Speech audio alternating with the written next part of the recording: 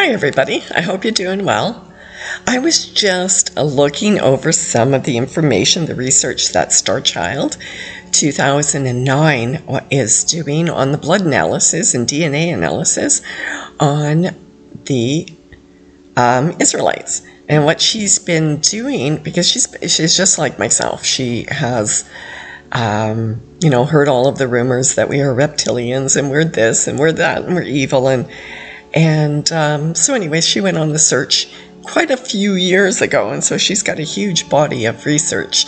And what she has been researching recently is Mary Magdalene, the possibility of the Holy Grail, the blood of Christ, the possibility that Jesus and Mary Magdalene had married and had a child. So that's what I want to go into, is those legends and what type of information there possibly is that could possibly tie Mary Magdalene and Jesus Christ had a child.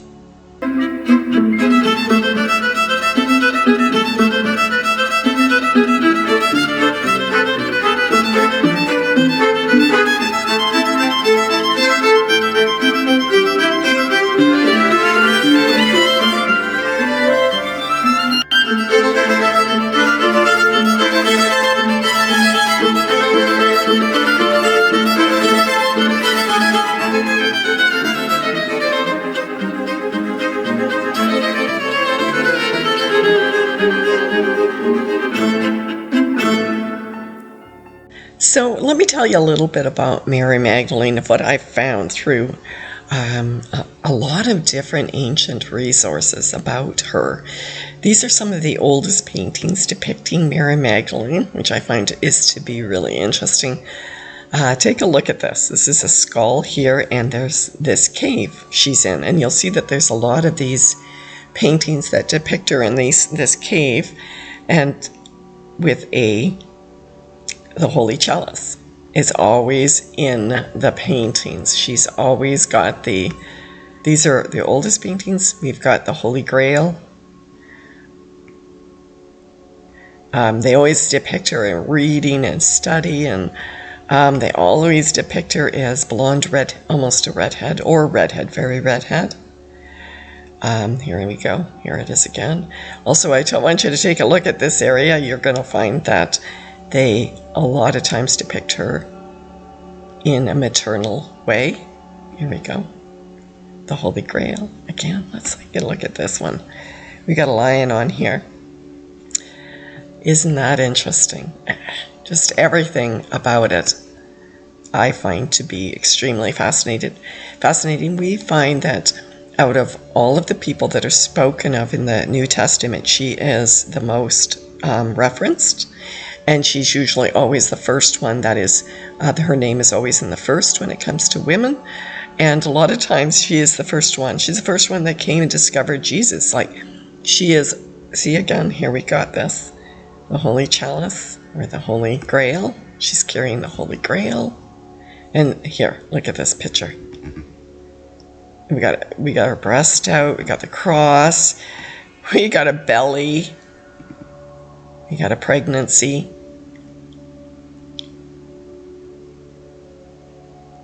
And they always have this.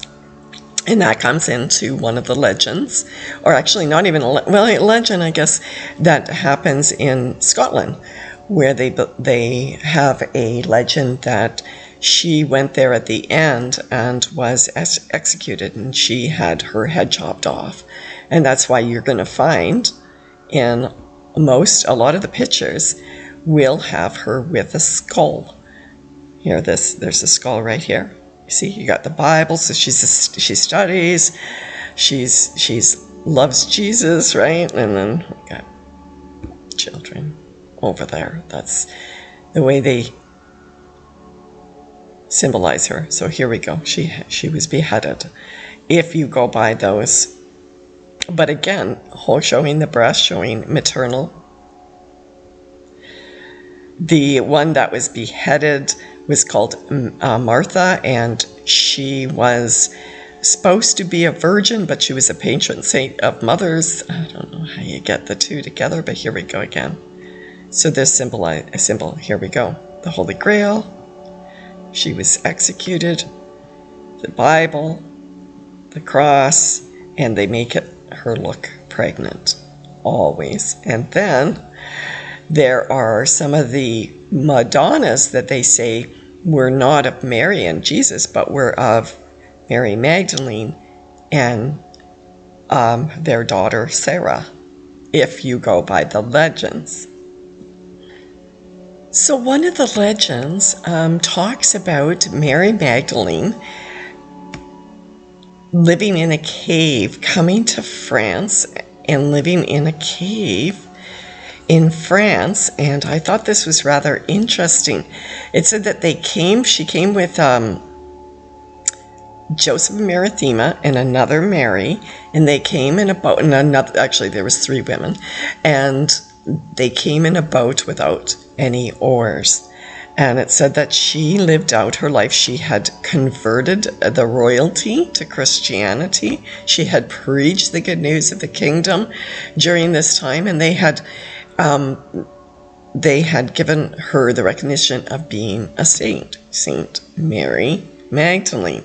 And I thought this was supposed to be the cave that she had lived in, or went, and her sanctuary, they're saying.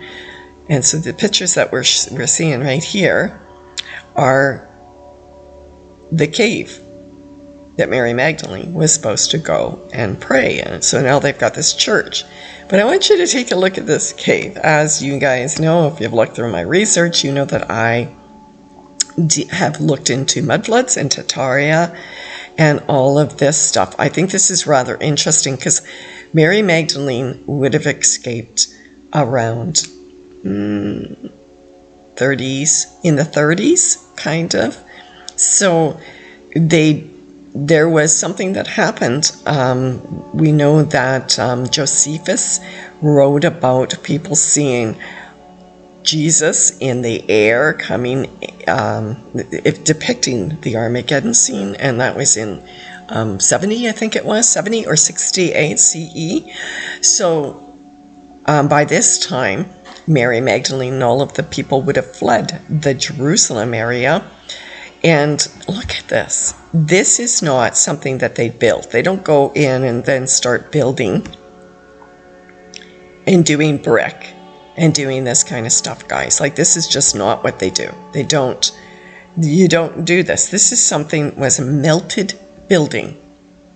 So if you want to know what a melted building looks like, that's what this looks like. Look at that. They didn't do this, guys.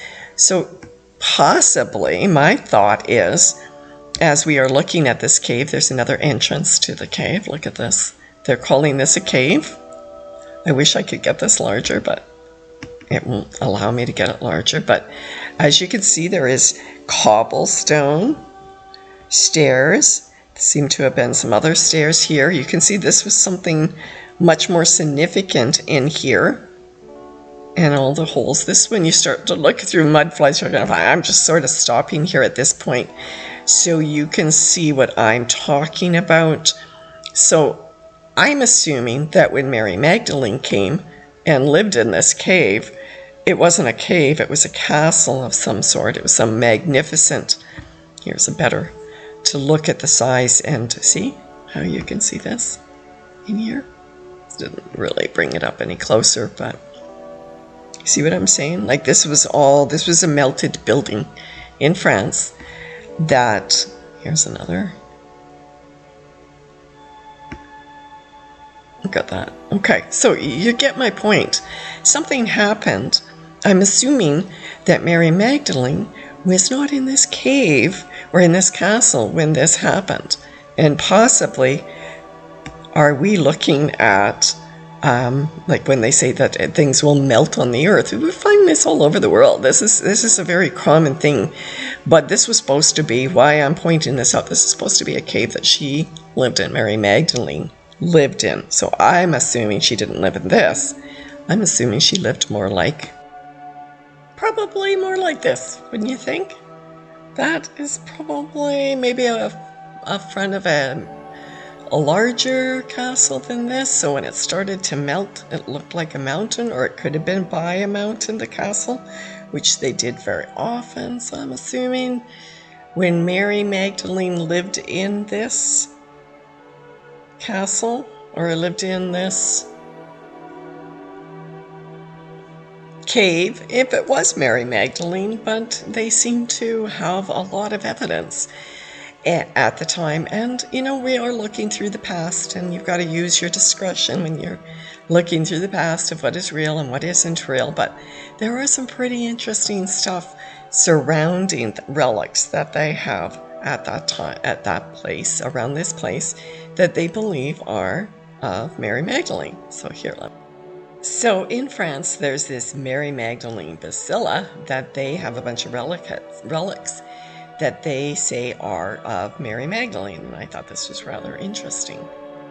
So I want to show you some of the stuff that they've got in this basilica. So this is all dedicated to Mary Magdalene in France.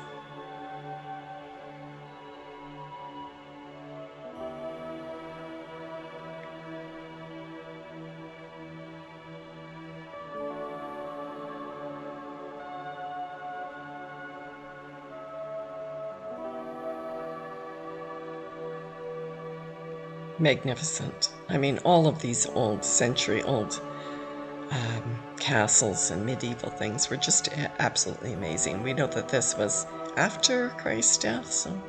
So in this basilica, they have these relics. And this one is, they believe, is the bones of Mary Magdalene. Very interesting. You can see her features. If you can tell, she would have had a nice strong nose, a strong chin. And then they go into what she actually looks like. They've made this gold bust of her as well. So this chalice is supposed to hold, I think it is teeth. And then they have a brooch that she was supposed to wear, or was given at least. It's on, if you can see on the reliquary, it's on one of her statues, this brooch.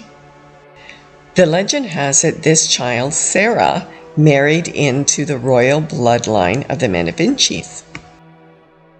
That's what they believe. The Merovingians believe that they carry the Holy Grail, the sacred blood of Jesus Christ and Mary Magdalene, which is really, really interesting when you start to go through Ancestry.com, especially with people who are Rh negative. A lot of them are finding links to this Merovingian bloodline in France. I've been going over my Ancestry.com as well. And a very short time in my grandmother's ancestry, I think it's about, it would be about, well, what she told me in the first place, she told me that her grandfather, her great-grandfather, was a royal that was, what did they call it when they got dethroned? They got, they had to advocate, or he went in hiding, basically. And so when I went searching, which my uncles went searching prior to me, so I really was just looking at their research. Yeah, sure enough, we've got that in all over the place. You start to see within a very short time in my lineage going back to these royal lineage, and I am Rh negative, I'm O negative, and this is something that seems to be quite common with Rh negative, that they can find themselves back here. A lot of them can find themselves back here, the ones that can trace their lineage. So many people can't trace their lineage outside of the 1800s. I just want to let you guys know that. So a lot of people who go on Ancestry.com can't go any further.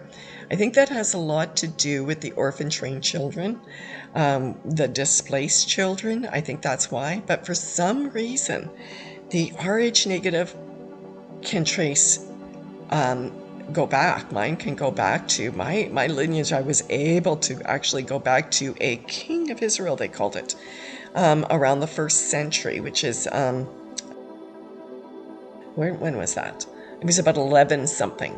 I was able to go back to King of Israel. And then you find out And I was wondering, well, that doesn't go back to Jesus' time. It's still a long ways. Why would it say that? Well, they actually became designated kings of Israel, some of these bloodlines, which is, they weren't true in the sense that they weren't ruling, but they were considered and they were given the names of kings of Israel. And so I think that's what my lineage was talking about. But yes, they were still, in exile, kind of. A lot of these people were in exile. But if you go by what they believe and what their legend is and that this was the lineage of Jesus. These people are where you get the legends from King Arthur and the Knights of the Round Table and Maid Marian and Robin Hood and the Knights Templar are formed because of necessity to protect a lineage of Jesus Christ and Mary Magdalene and to keep it secret, this bloodline. And eventually, as we were going over about Maid Marian having her head cut off, obviously, they caught them, but they didn't catch Sarah because she married a royal. Another interesting note that when I was researching this, I found that the area where Mary Magdalene settled in France, where the cave was, that was the main place where they had the witch burning. It would stand to reason that Jesus, being the Son of God, manifested here on earth, his lineage would have the same type of abilities and would be classified by people who did not have those abilities as being evil, devils, and witches. Anyways, that is so far as my research on Mary Magdalene. I will let you know as I go along. I hope that your day is going well, and I hope that you like this. Please subscribe and pass this on to other people, and give a like. And have a great day, and live in love and light. Talk to you later.